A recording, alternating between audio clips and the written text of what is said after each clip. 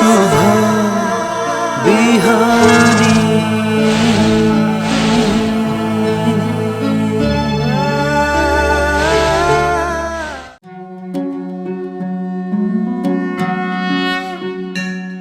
ओम स्वस्ति प्रजाभ्यः परिपालयन्तां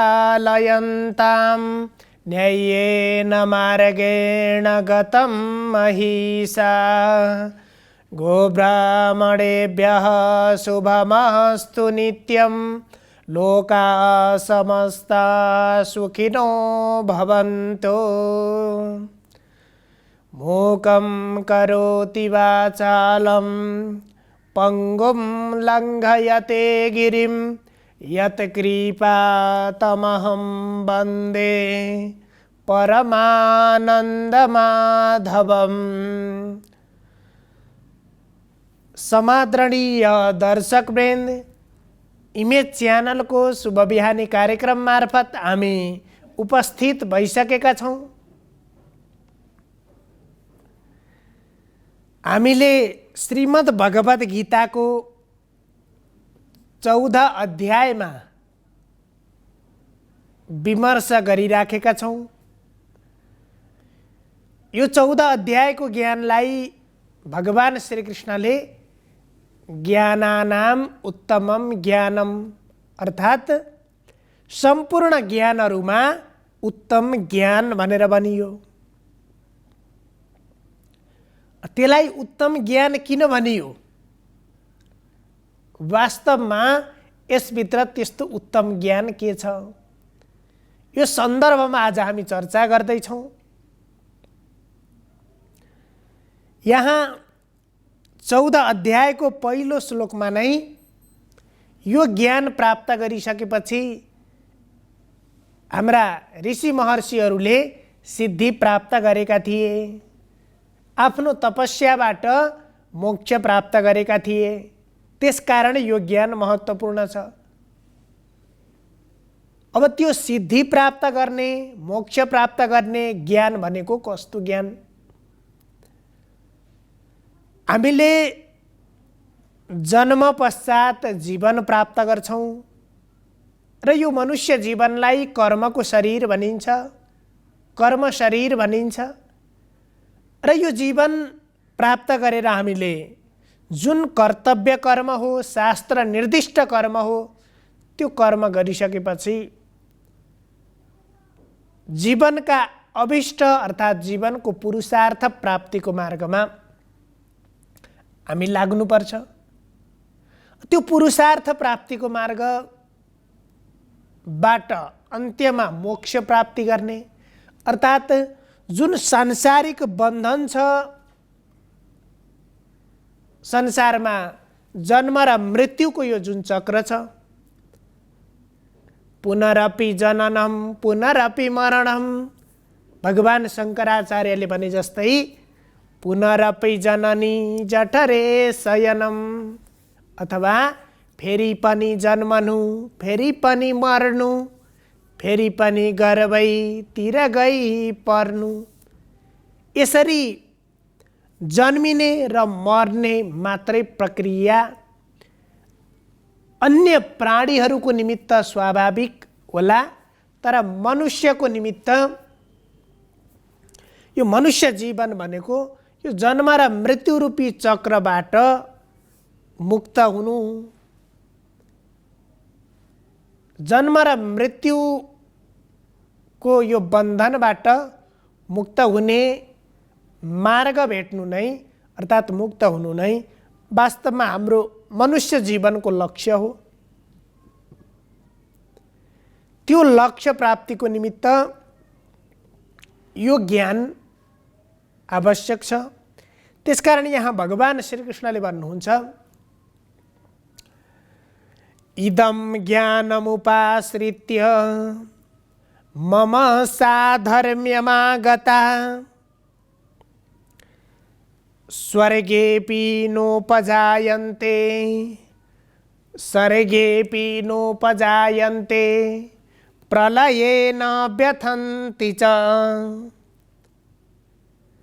अब यो ज्ञान यो त्रिगुण चिन्तन रूपी यो ज्ञान प्राप्त गरिसकेपछि इदम ज्ञानम उपाश्रित्य, यो जुन अगाडि वर्णन गरेको भगवान श्रीकृष्णले भनेको जुन सम्पूर्ण ज्ञानहरूको उत्तम ज्ञान भनेर भनियो, यो ज्ञानलाई प्राप्त गरिसकेपछि यो ज्ञानको आश्रयबाट त्यो ज्ञान प्राप्त गरियो। हामीले कुनै चिज प्राप्त गर्छौँ, हामीले मिहिनेत गर्छौँ, पैसा आर्जन गर्छौँ, धन सम्पत्ति आर्जन गर्छौँ। अब त्यो आर्जन गरेको चिजको आश्रयबाट त्यसबाट हामीले हाम्रा विभिन्न आवश्यकताहरू पुरा गर्छौँ, हामीलाई चाहिएका चिजहरू सामग्रीहरू किन्छौँ। त्यस्तै अब त्यो ज्ञान प्राप्त गरिसकेपछि त्यो प्राप्त गरेको ज्ञानको आश्रयबाट त्यो ज्ञानबाट के हुन्छ त भन्दा इदम ज्ञानम उपाश्रित, त्यो ज्ञान प्राप्त गरिसकेपछि त्यसको आधारबाट अर्थात् त्यसले के गर्छ भन्दा मम साधर्म्यमागता, हामीले जुन भगवत प्राप्ति अर्थात् परमात्मा प्राप्तिलाई जीवनको लक्ष्य बनाएका छौँ, मोक्ष प्राप्तिलाई, त्यो सच्चिदानन्द स्वरूप परमात्मा प्राप्तिलाई जीवनको लक्ष्य बनाएका छौँ, हो त्यो मम साधर्म्यमागता, तिमीले मेरो धर्मलाई, मेरो स्वरूपलाई प्राप्त गर्दछौ। एउटा महत्त्वपूर्ण कुरा, यो त्रिगुणात्मक ज्ञान प्राप्त गरिसकेपछि त्यो भगवत स्वरूपलाई प्राप्त गर्न सकिन्छ, भगवत स्वरूपलाई जान्न सकिन्छ। अर्को भन्नुहुन्छ सर्गेपि नोपजायन्ते, अब त्यो चिज प्राप्त गरिसकेपछि सच्चिदानन्द स्वरूप परमात्मालाई प्राप्त गरिसकेपछि के हुन्छ भने सर्गेपि नोपजायन्ते, फेरि यो सृष्टिमा, यो संसारको सृष्टिको आदिमा, सृष्टिको क्रममा फेरि उत्पन्न हुँदैन, फेरि जन्मिनु पर्दैन। जन्म मृत्यु जरा व्याधिको बन्धनबाट मुक्त हुन सकिन्छ। त्यसैलाई भनियो सर्गेपि नोपजायन्ते प्रलयेन व्यथन्ति च। अब त्यस्तै गरेर संसारमा सृष्टिको कालमा जन्मिनु र फेरि प्रलयको कालमा, प्रलयको समयमा नाश हुनु, यो जन्मिने र मर्ने, जन्म र मृत्युको यो चक्रबाट मुक्त हुन सकिन्छ। अब यहाँ यो ज्ञानका दुईवटा महत्त्वपूर्ण कुराहरू बताउनु भयो। एउटा, यही ज्ञानको आश्रयबाट तपस्वी ऋषि महर्षिहरूले सिद्धि प्राप्त गरे र यही ज्ञानको आश्रयबाट सच्चिदानन्द स्वरूप परमात्मालाई प्राप्त गर्न सकिन्छ, जसले त्यही भगवत प्राप्तिलाई लक्ष्य बनाएको हुन्छ।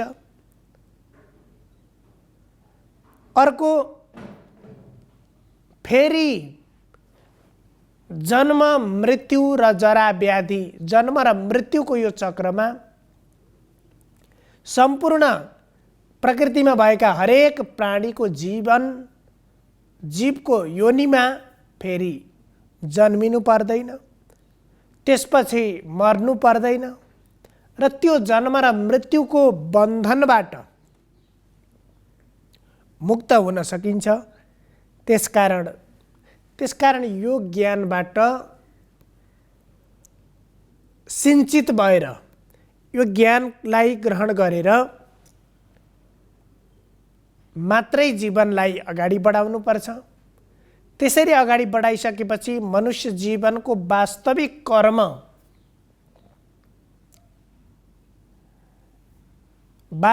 कर्म भनेको शास्त्रविहित कर्मलाई अङ्गीकार गर्नु। यहाँ हामीले भनिराख्दाखेरि गर्नुपर्ने कर्म के, नगर्नुपर्ने कर्म के, महर्षि याज्ञवल्क्यले भन्नुभयो धर्म केलाई भन्ने, अधर्म केलाई भन्ने। अब यहाँ गीतामा त्यही कर्तव्य कर्मलाई धर्म बनियो, अकर्तव्य कर्मलाई अधर्म बनियो। त्यही धर्मको उपदेश, धर्म प्राप्तिको मार्ग यहाँ भगवान श्रीकृष्णले अर्जुनलाई उपदेश गर्नुभएको छ र हामीलाई पनि त्यही मार्ग चाहिएको छ, जुन मार्गबाट हामीले अगाडि बढ्दाखेरि हाम्रो जीवन सहज बनोस्, हाम्रा व्यवहारहरू सहज बनुन् र हाम्रो जीवनको लक्ष्य प्राप्त होस्। त्यही लक्ष्यमा अगाडि बढ्दाखेरि विहितस्याननुष्ठानात् निषिद्धस्य च सेवनात्, जो वेद विहित कर्महरू छन्, शास्त्र विहित कर्महरू छन्, ती शास्त्र विहित कर्महरूलाई अंगीकार गरेर शास्त्रले विधान गरेका जुन कर्महरू गर्नु भनेर शास्त्रले निर्देश गरेको छ, त्यस्ता कर्महरूलाई आफ्नो व्यवहारमा, आफ्नो जीवनमा अंगीकार गर्ने, त्यस्ता कर्महरूलाई स्वीकार गर्ने। निषिद्धस्य च सेवनात्, जो निषेध गरिएका कर्महरू छन्, ती निषेध गरिएका कर्महरूलाई ग्रहण गर्ने होइन, निषेध गरिएका कर्महरूलाई त्याग गर्ने। निर्देश गरिएका कर्महरूलाई अंगीकार गर्नु, त्यही हो धर्म। र जो निषिद्ध कर्महरू छन्, ती निषिद्ध कर्महरूलाई त्याग गर्नु। र कर्मको त्याग र कर्मको ग्रहण, कर्म ग्रहण गर्दाखेरि फेरि कर्मको बन्धनमा परिन्छ भन्न खोजेको होइन, तर कर्मको बन्धनमा कति बेला परिन्छ, जब ती कर्मप्रति अनासक्त भएर कर्म गरिन्छ भने बन्धनमा परिँदैन। र कर्मको त्याग गर्ने होइन। मनुष्य जीवन नै कर्मका निमित्त प्राप्त भएको छ भने हामीले आफ्नो वास्तविक कर्मलाई ग्रहण गर्नुपर्छ, अकर्मलाई त्याग गर्नुपर्छ। र त्यसमा निष्काम भावले कर्मलाई ग्रहण गरियो भने धर्म प्राप्ति हुन्छ। आसक्तियुक्त ढङ्गले अकर्मलाई ग्रहण गरियो भने त्यसबाट पाप, अधर्म प्राप्त हुन्छ। त्यसो भएर सजिलो छ उपाय, धर्म प्राप्तिको मार्ग।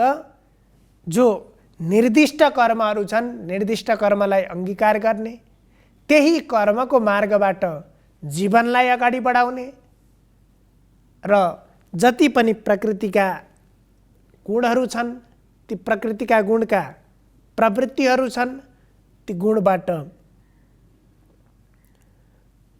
प्रभाव, तिनमध्येको जुन गुणको प्रभाव बढी छ, अर्थात् ती गुणबाट प्रकृतिको जीव, प्रकृतिमा रहेको जीव गुणबाट अलग हुन सक्दैन, तर गुणयुक्त जीव र गुणातीत तत्त्वलाई बोध गर्ने, त्यसरी गर्न सकियो भने यो ज्ञान प्राप्त गरिसकेपछि त्यही सच्चिदानन्द स्वरूप परमात्मालाई प्राप्त गर्न र जन्म र मृत्युको सांसारिक बन्धनबाट मुक्त हुन सकिन्छ। त्यसकारण पनि यो ज्ञानलाई यहाँ भगवान श्रीकृष्णले अत्यन्त महत्त्वपूर्ण ज्ञान भनेर भन्नुभएको छ। सर्वे भवन्तु सुखिनः, सर्वे सन्तु निरामया, सर्वे भद्राणि पश्यन्तु, मा कश्चित् दुःखभाग् भवेत्। हजुरहरूको दिन शुभ होस्। धन्यवाद।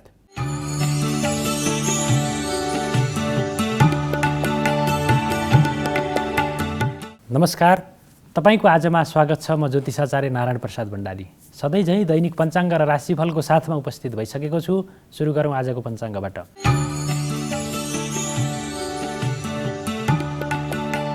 आज विक्रम सम्वत 2079 माघ 15 गते आइतबार, ईस्वी सम्वत 2023 जनवरी 29 तारिक, नेपाल सम्वत 1143, नल नामक संवत्सर, सूर्य उत्तरायण, शिशिर ऋतु, माघ शुक्ल पक्ष, अष्टमी तिथि, भरणी नक्षत्र, शुभ योग बवकरण, आनन्दादि योगमा कालयोग रहेको छ।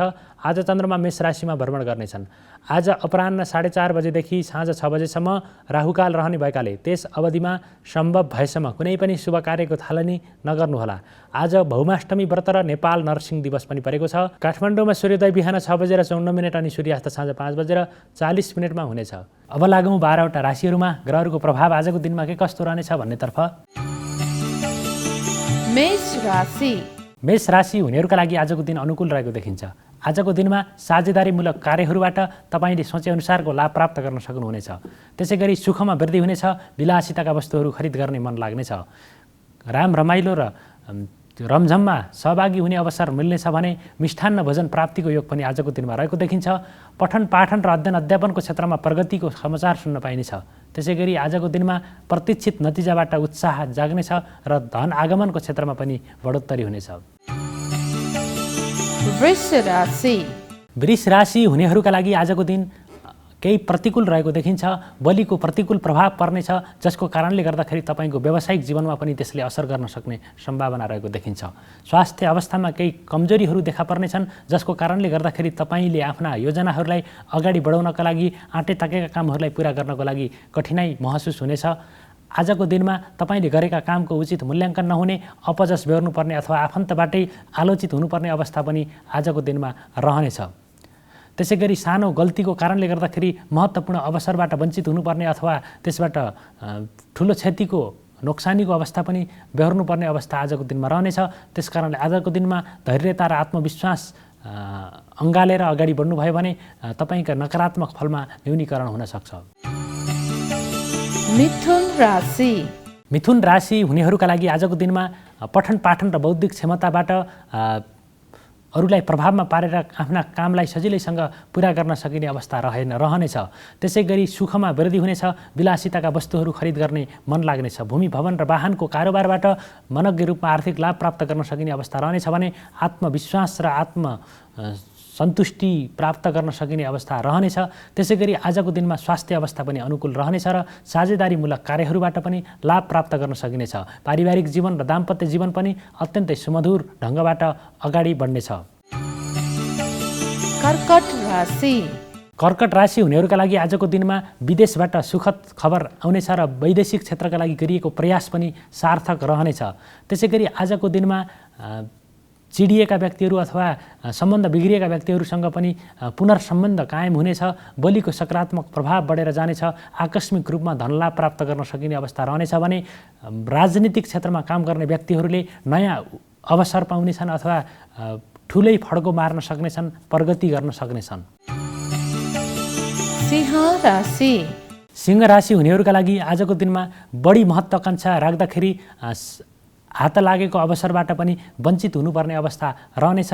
विभिन्न खालका विवादहरू झैझगडाहरूमा सहभागी हुनुपर्ने अवस्था रहनेछ। बलिको नकारात्मक प्रभाव बढेर जान सक्ने अवस्था रहेको छ। तथापि आजको दिनमा साझेदारीमूलक कार्यहरूबाट लाभ प्राप्त गर्न सकिनेछ भने व्यवसायमा पनि उन्नति प्रगतिको योग रहेको देखिन्छ। पठन पाठनको क्षेत्रमा पनि मेहनत गरे अनुसारको उपलब्धि हासिल गर्न सकिनेछ।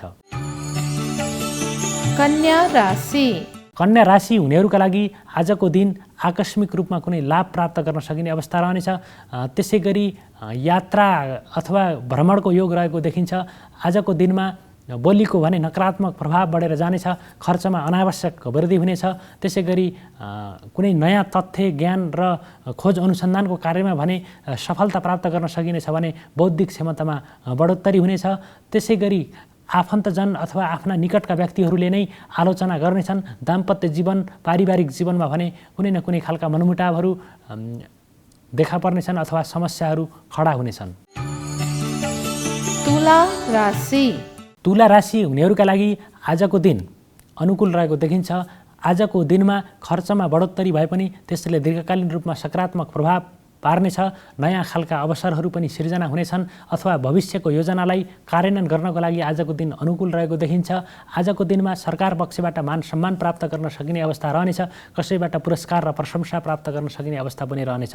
आजको दिनमा वस्त्र आभूषण र विभिन्न खालका सामानहरू खरिद गर्नको लागि पनि आजको दिनमा योग रहेको देखिन्छ।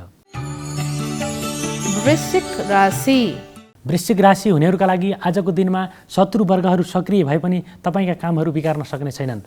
प्रतिस्पर्धात्मक र प्रतियोगितात्मक परीक्षामा प्रतिस्पर्धीलाई पछाडि पारेर आफ्ना कामलाई अगाडि बढाउन सक्ने अवस्था रहनेछ भने सन्तान पक्षका क्रियाकलापबाट मनमा सन्तोषको अनुभूति हुनेछ। लामो समयदेखि प्रतीक्षा गरिएको विषयबाट सुखद अनुभूति हुनेछ, सुखद समाचार सुन्न पाउने अवस्था रहनेछ। त्यसै गरी आजको दिनमा राज्य पक्षबाट पनि सरकारी प्रशासनिक कार्यहरू पनि सजिलैसँग पुरा हुनेछन्। आजको दिनमा गरिएको मेहनत लगानी सार्थक हुनेछ र दीर्घकालीन रूपमा पनि त्यसले भविष्यमा कुनै सकारात्मक कामको जग बसाउने मौका मिलाउनेछ। धनु राशि हुनेहरूका लागि आजको दिन मध्यम खालको रहेको देखिन्छ। पेसा व्यवसायबाट लाभ हुनेछ, विदेशबाट राम्रो समाचार शुभ समाचार सुन्न प्राप्त गर्न सकिनेछ। त्यसै गरी आजको दिनमा नकारात्मक कार्यहरूतर्फ पनि मन आकृष्ट हुनेछ।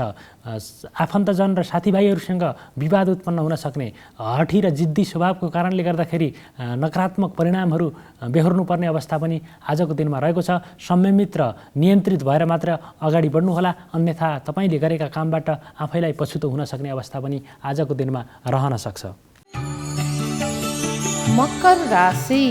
मकर राशि हुनेहरूका लागि आजको दिन केही चुनौतीपूर्ण रहेको देखिन्छ। अनावश्यक कार्यमा धनको र समयको खर्च हुनेछ। त्यस कारणले गर्दाखेरि आफूले गरेका कामप्रति आफैलाई पश्चाताप बोध हुनेछ। अशुभ खालका समाचारहरू सुन्न पाइनेछ, जसको कारणले गर्दाखेरि मन अत्यन्तै दिगदार र बेचैन बन्नेछ। आजको दिनमा बलिको पनि सकारात्मक अर्थ लाग्ने छैन, प्रतिकूल प्रभाव रहेको छ। त्यसकारणले सकेसम्म कम बोल्नु नै बुद्धिमानी हुनेछ। आजको दिनमा बौद्धिक क्षमतामा भने बढोत्तरी हुने योग रहेको देखिन्छ। पठन पाठनको क्षेत्रमा उपलब्धि हात पार्नेछ। कुम्भ राशि हुनेहरूका लागि भाग्य बलको सकारात्मक प्रभाव रहेको कारणले गर्दाखेरि सानो मेहनतमै महत्त्वपूर्ण उपलब्धि हात पार्न सकिने अवस्था रहनेछ। सरकारी र प्रशासनिक कार्यहरू सजिलैसँग पुरा गर्न सकिनेछ। कार्यक्षेत्रमा परिवर्तन अथवा हेरफेरको सम्भावना रहेको देखिन्छ भने नयाँ खालका जिम्मेवारी, उत्कृष्ट खालका दायित्वहरू वहन गर्नुपर्ने अवस्था पनि रहनेछ। आम्दानीको अवस्था मजबुत रहनेछ। व्यापार व्यवसायमा पनि उन्नति गर्न सकिने अवस्था आजको दिनमा रहेको देखिन्छ। मीन राशि हुनेहरूका लागि आजको दिन मध्यम खालको रहेको देखिन्छ। शुभ अशुभ दुवै खालका समाचारहरू सुन्नुपर्ने अवस्था रहनेछ। यात्राको क्रममा केही समस्या बेहोर्नुपर्ने अवस्था रहनेछ भने धार्मिक र सांस्कृतिक गतिविधिमा पनि सहभागी हुने अवसर मिल्नेछ। पठन पाठनको क्षेत्रमा आलस्यता बढेर जानेछ भने स्वास्थ्य अवस्था मजबुत रहनेछ। आजको दिनमा परिवारका सदस्यहरूमा भने केही स्वास्थ्य समस्या देखा पर्नेछ र थोरै तनावको स्थिति पनि देखा पर्न सक्ने अवस्था रहनेछ। यो त थियो तपाईँको आज अन्तर्गत रहेर 12वटा राशिहरूमा ग्रहहरूको प्रभाव के कस्तो रहनेछ भन्ने बारेमा संक्षिप्त रूपमा त्यसको जानकारी प्रस्तुत गऱ्यौँ र राशिफलमा बताइएको जुन ग्रहजनित फल छ त्यसलाई प्राप्त गर्नको लागि हाम्रा कर्महरू पनि उत्तिकै जिम्मेवार रहन्छन्। हामीले कस्तो कर्म गर्छौँ भन्ने कुराको पनि उत्तिकै महत्त्व र अर्थ रहन्छ। त्यसकारणले सकारात्मक सोच र सकारात्मक चिन्तनका साथ सकारात्मक कर्म गरेर अगाडि बढ्नुभयो भने तपाईँको आजको दिन मङ्गलमय रहनेछ। त्यसकारणले आजको दिन सबैको मङ्गलमय रहोस्, सुखमय रहोस्। म पनि बिदा हुन चाहन्छु। नमस्कार।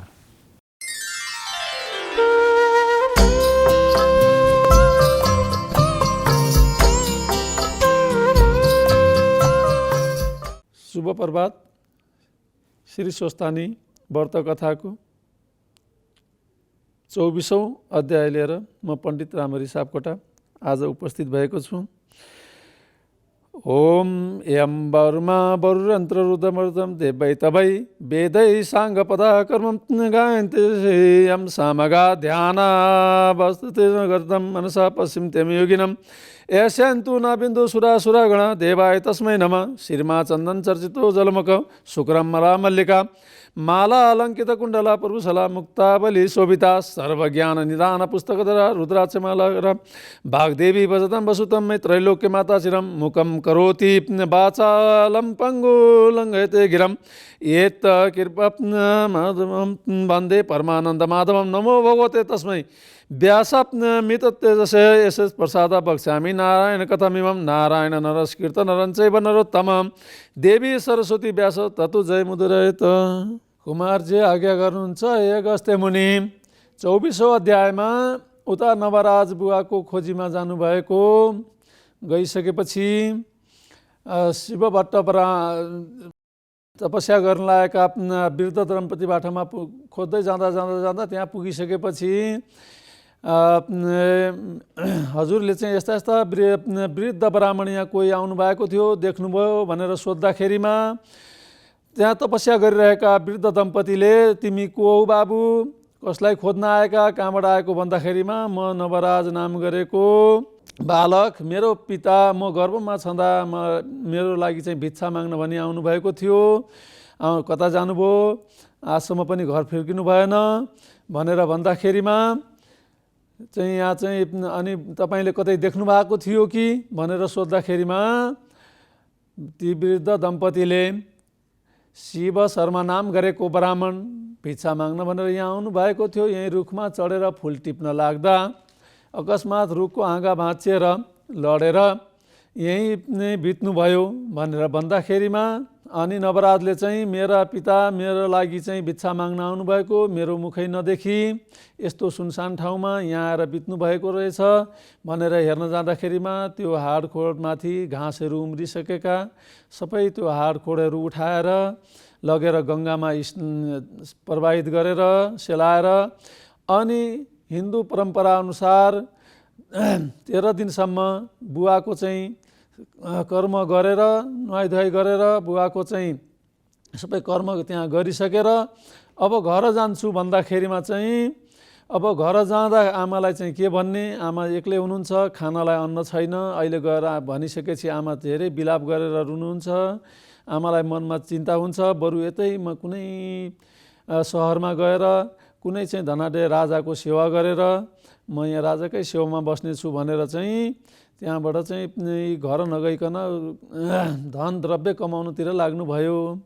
अनि साह्रै मनमा बिलाप गरेर म सानो हुँदाखेरिमा मेरो निम्ति आउनुभएको मेरो बाबाले मेरो मुखै नहेरिकन मुखै नदेखिकन यस्तो स्थितिमा हुनुभयो भनेर जाँदा अनि अब चाहिँ यहाँ कमाउँछु, राजाको सेवा गर्छु भनेर चाहिँ राजाको सेवामा लाग्नुभयो। लागिसकेपछि यतातिर चाहिँ अब गोमा ब्राह्मणीले अब छोरो पनि आएनन्, श्रीमान पनि आउनु भएन भनेर अब शुक्ल पूर्णिमा दिनदेखि आफ्नो चाहिँ व्रत सुरु गरेर श्री स्वस्थानी परमेश्वरीको सप्तऋषिले भनेअनुसार व्रत सुरु गरेर अब कसलाई सुनाउने कोही पनि छैन, के गर्ने भनेर चाहिँ राति श्री स्वस्थानी परमेश्वरीलाई मध्याहमा सम्झेर स्वस्थानीको परमेश्वरीको विधिपूर्वक पूजा आराधना गरी पाठ गर्न थाल्नुभयो।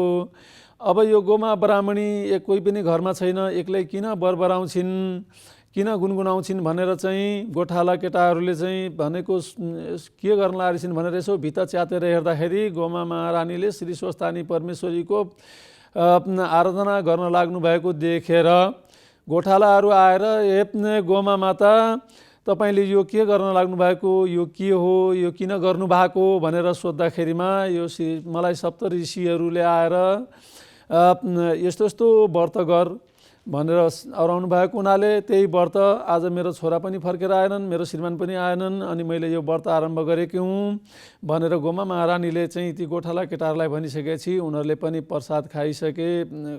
दिनदिनै गएर सुन्थे गोमा महारानीले भनेको, महिनौँ दिनसम्म नित्य कथा आराधना गर्थे, सुन्थे। अनि सुनिसकेपछि उनीहरूलाई पनि अब उनीहरूले ल्याएका खाजाहरू गोमा महारानीलाई दिन्थे। अनि गोमा महारानीले स्वस्थानी परमेश्वरीको व्रत कथा सुनाएको हुनाले उनीहरूको गाईहरूले चाहिँ घाँस खोज्नलाई टाढा टाढा पनि जानु पर्दैन थियो, घाँस पनि नजिक नजिक पाउन थाले। स्वस्थानी परमेश्वरीको प्रभावले गाईले पनि धेरै धेरै दुध दिन थालिन्। एवं प्रकारले दिनानुदिन स्वस्थानी परमेश्वरीको व्रत कथा गर्दै गर्दै गर्दै जानुभयो। महिना दिन पुगिसकेपछि श्री स्वस्थानी परमेश्वरीको अब साङ्गे गर्नुपर्ने अघि नै त्यो महिना दिनसम्म गरेको हुनाले गोठाला केटाहरूले ल्याइदिएको खाजाहरू केही चामलहरू अन्नहरू दिनदिनै दिएको हुनाले गोमा महारानीलाई पनि अब व्रत आरम्भ गर्नको लागि केही सामग्री घरमा भयो र महिना दिन पुगिसकेपछि व्रत उद्यापन गर्नुभयो र व्रत उद्यापन गरिसकेर अब श्री स्वस्थानी परमेश्वरीको माताको विधि अनुसार रात्रिमा जागराम बस्नुपर्ने हुनाले रात्रि जागराम गरेर बसिराख्नु भएको थियो। अनि त्यसै बेलामा नवराज आइपुग्नुभयो। नवराज आइपुगिसकेपछि बाबु तिमी यतिखेर आयौ भनेर भन्दाखेरिमा चाहिँ माता हजुर यति रातिसम्म किन नसुत्नु भएको, के गरेर बस्नु भएको, धूप धुपारहरू पूजा आराधनाहरू गरेर बस्नु भएको छ भनेर भन्दाखेरिमा मैले श्री तिमी पनि गयौ, तिम्रो पिताजी पनि गइसकेपछि सप्तऋषिले यस्तो यस्तो गर्नु भनेर अराउनु भएको हुनाले श्री स्वस्थानी परमेश्वरीको व्रत 1 महिना व्रत गरेँ, कथा गरेँ।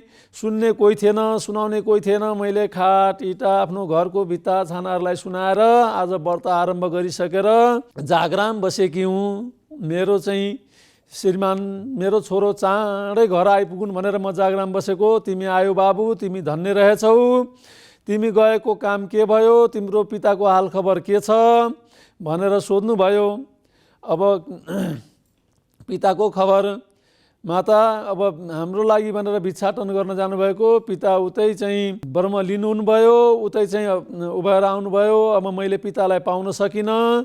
खोज्दै जाँदाखेरिमा नदीको किनारमा 2टा वृद्ध दम्पति ब्राह्मण ब्राह्मणीले फलाना चन्द्रज्योति नगरको शिव शर्मा नाम गरेको ब्राह्मणी यहाँ चाहिँ फुल टिप्नलाई भनेर आएका थिए। यसरी आउँदाखेरिमा चाहिँ यो रुखमा चढेर मैले फुल टिप्न आदेश दिए अनुसार रुखमा चढेर फुल टिप्न जानुभएको थियो, त्यहीँबाट लडेर पित्नुभयो भनेर भनिसकेपछि मैले त्यही देखेर उहाँहरूले पनि त्यही ब्राह्मणले भनेको सुनेर अनि मेरो पिता यहाँ आएर पित्नु भएको रहेछ भनेर उहाँको चाहिँ हाडखोडहरू नदीमा बगाएर मैले आफ्नो गर्ने कर्तव्य पुरा गरेर उहाँको काम क्रिया सकेर अनि म चाहिँ राजाको सेवामा लागेर आज केही द्रव्य कमाएर म फर्केर आएको छु भनिसकेपछि गोमा माता अब एक किसिमले चाहिँ मलाई सानैमा श्राप दिने शिवजी हुनुहुन्थ्यो, आज यस्तो स्थितिमा पार्नुभयो, यस्तो स्थिति मेरो चाहिँ भयो, दयनीय स्थिति भयो, तर पनि बाबु तिमी आएछौ श्री स्वस्थानी परमेश्वरीको प्रसादको प्रभावले भनेर गोमा माता प्रसन्न हुनुभयो। र भोलिपल्ट सबैजनालाई चाहिँ पूजा व्रत विधिहरू बताएर चाहिँ 24औं अध्याय यही समाप्त भएको छ। ओम उपनयन्तु मङ्गलं वा सकल जगन्नाथं श्रीमानदीनकरकर्ण्यवदनवदने नवेदल्न भिक्षाणं श्रीकृष्ण काले वर्षन्तु प्रसन्तु पृथिव्या सशालिनी देशोऽहं चिरोऽप्यन्तुं वर्मणा सन्तु निर्भया अपुत्रा पुत्रिणा सन्तु पुत्रिणा सन्तु पौत्रिणा निर्धना सदना सन्तु शरदं सदं यत्रैव गङ्गा यमुना च तत्र गोदावरी सिन्धु सरस्वती च तीर्थानि सर्वाणि वसन्ति यत्र चतुर्द्वार कथा प्रसंग या कुन्दे तुषार धवला या शुक्रवीरता वीणा या वर्धन मंडित करा या शुक्र पद्मासना या वीणा वर्धन मंडित करा या शुद्ध पद्मासना या वर्मा च्युत शंकर पर्व दिवे सदा वंदिता सामा पातु सरस्वती भगवती निश्चट जाड्यापा कायन वाचा मनसिद्वा बुद्धत्मना वा प्रकृति स्वभावा करोमि यदम सकलस्परस्मै नारायणायति समर्पयेत्। शुभ बिहानी।